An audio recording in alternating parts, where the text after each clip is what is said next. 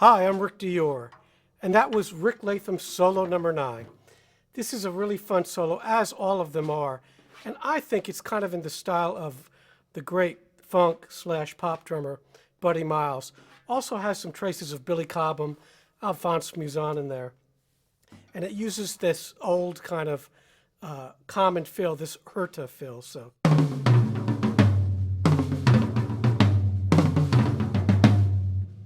And that was something lots of drummers, all the way back to Elvin Jones, really used a lot of. You know, Steve Gadd, of course.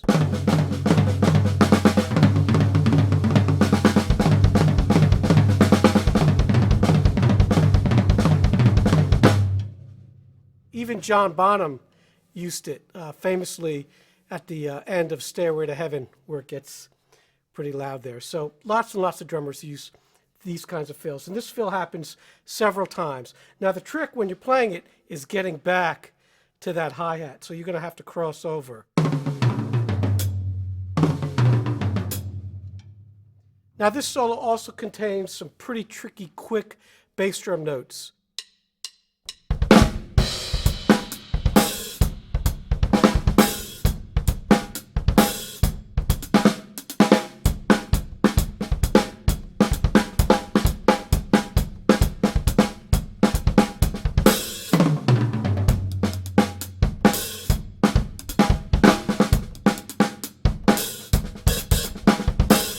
So you see how fast that foot has to move, and it's tricky because it's just moving incrementally to do this, this kind of pivot motion. And it's really important that both strokes be the same volume. So a lot of times drummers will lose that second stroke. That's where the pivot comes in, because you're going from left to right, at least I am. And on that upstroke, which is the second stroke, I'm actually able to get a lot more torque on my ankle.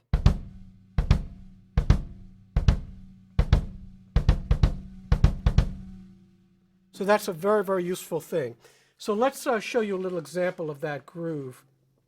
It's kind of all over the place, but the hardest version of it would be the last page, second page, third bar. I'll put on the metronome. 1, 2, 3.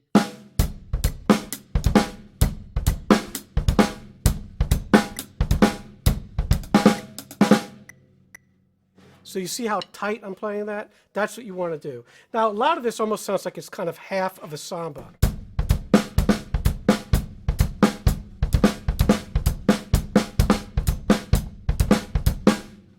Now, we do have some tom fills here, and I did change one fill. It would be the 1, 2, 3, 4, 5, 6th line, second bar. I'm doing that fill like this. He has it written like this.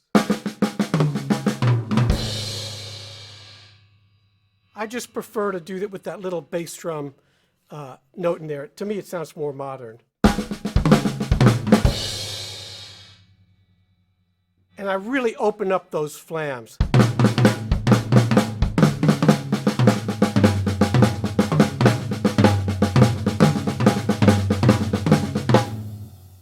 Really like that sound. It's almost kind of a Latinish kind of sound, timbali-like.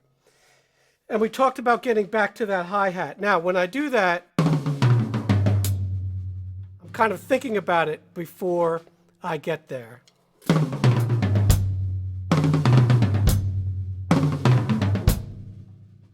The other way to do it would be to use a right-hand hi-hat that you can actually open, so an extension cable, you know, with a pedal. The problem with those is those cable hi-hats, they're a little slow because it takes a little while for that open to get there. So you can try those. The ones I've tried, pretty much all of them, have a little bit of a delay, so that's why I don't use one. The only other thing that's notable about this solo is line 5. Yes, line 5, you're doing these little hi-hat barking things.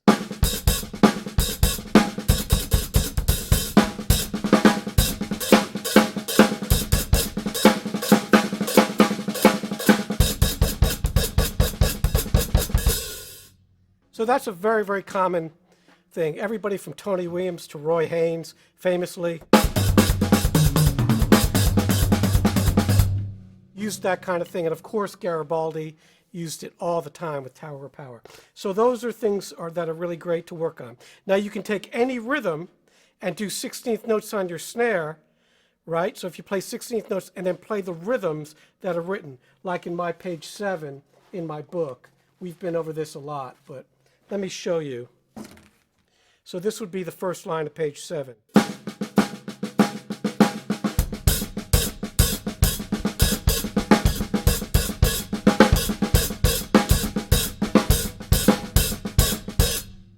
Okay, so that's a really great way to work on that. It's not easy, but you just got to try to get that hi-hat clean and in time.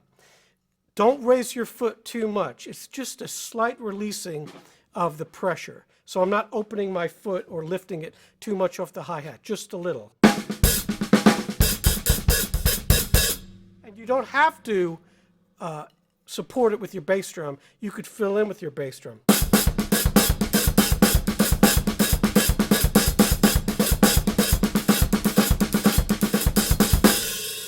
All right, that's a big Tony Williams thing as well. So I hope you enjoyed that solo, and next we'll do the final solo, number 10. See you soon.